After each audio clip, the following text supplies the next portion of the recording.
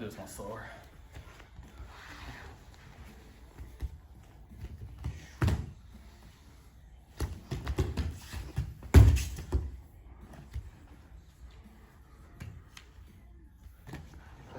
So we're going to do an X guard to like a modified technical stand-up, and I'll explain the difference in a second. Just a general rule of thumb for X guard, the biggest mistake I see is once people get established here, unless they were starting with our overhand grip, okay?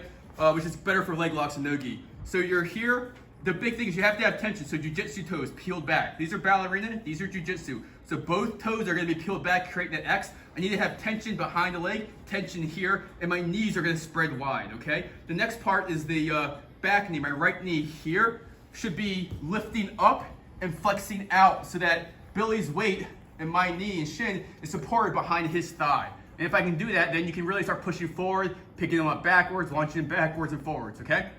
So once we get here, I'm gonna show you how to transition to the under the scoop grip, because people need to know that, and a lot of people have very bad technique getting there. So if I'm here, the first thing is what I want to do is I want to chop my elbow in here. What I don't want to do is I don't want to get my forearm to turn his foot like this, because if I do this, you see how his knee turns, trying to pick it up, his knee's gonna start turning the way he wants to escape. So all he has to do now, as I try to get under him, is drop his knee and then start running away and dropping his knee to the mat. If I do this, you see how his knee turns, trying to pick it up, his knee's gonna start turning the way he wants to escape. So all he has to do now, as I try to get under him, is drop his knee and then start running away and dropping his knee to the mat. I don't want that. So what I need to do is I need to do that without turning his foot away. So the easiest way is to just extend your grip. And so as soon as you extend with your feet, supporting on my knee, then drop your hand closer to his knee, let your shoulder drop under like that, and then grab the knee. See how I did that? So now my head's resting on his toes. My hand is pulling his knee back. I want it this way, not the other way. The other way of doing it is if he ends up trying to start the defense and dropping his knee to my chest from this grip, well, I try to support it with this hand. Go ahead. I just drop it right here, and then from here it's just, but every time I make this move from here to under, I'm extending my legs just to pull him off balance. And then I'm stretching him and picking him up with my shoulder, just like that, okay? Now this move, I need to get his hands on the mat like most X guard moves. So I'm gonna take my knee, and I'm just gonna use my shoulder and push him forward, like that.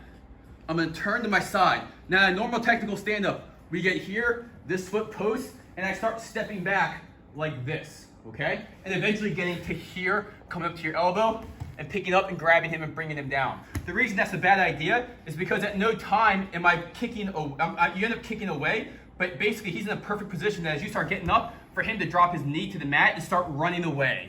And then it's always this big battle. You see it in the IBJJF tournaments where they're pulling the guy for dear life to get him back into the fucking mat, right? So, to prevent that from happening, you're in your full X guard, shoulder over, you extend, you boost him forward with the knee, hands to the mat. The way I do it is I turn on my side, I get the bottom foot on his knee, but instead of kicking, the top foot gets on his thigh, okay? Or almost like in the back of the hamstring. And what I'm gonna do is I'm gonna kick him up, not away, because when I kick away, it allows him to put his weight on his toes and start running away.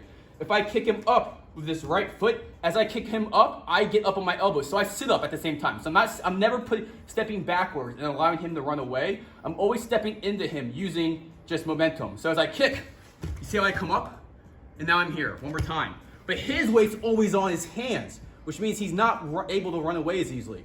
So I'm here, I turned on my side, that's important. You can't sit up doing this, you end up doing a crunch, it's too hard.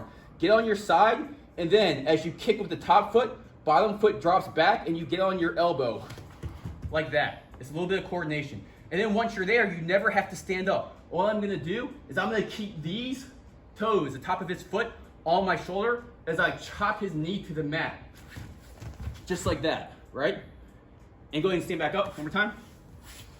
And this time, I'm gonna have him try to keep his balance. So when I drop him down, he's gonna almost land on his hands. So I'm here, I drop, I get on my side, and I'm 1, 2, kick. And as I drop, he might just land on his elbows or something, but I get him right here, okay? And as long as you're supporting him with your shoulder like this, you see I'm on basically my knee and my foot, it's gonna make it really hard where the only thing he can do is kick this leg over. So if you circle him quickly enough, you can grab it. But if not, if he rolls to his side, which is the only way he can go ahead. You're almost always in a perfect position to use your head to turn his knee this way, but using your elbow to smash it in the opposite direction, which keeps his leg locked. Control the far knee, come up. And then from here, you can go to the knee bar, or you can drop back for a cross Ashi. So one more time. So it's not a technical stand-up like in a classical sense.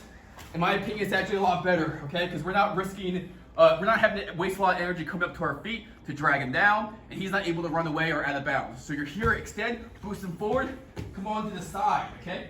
1, 2, kick and push it up, get to your hand, drop him down. If he kicks over, that's the only way he can go. Come up, drop.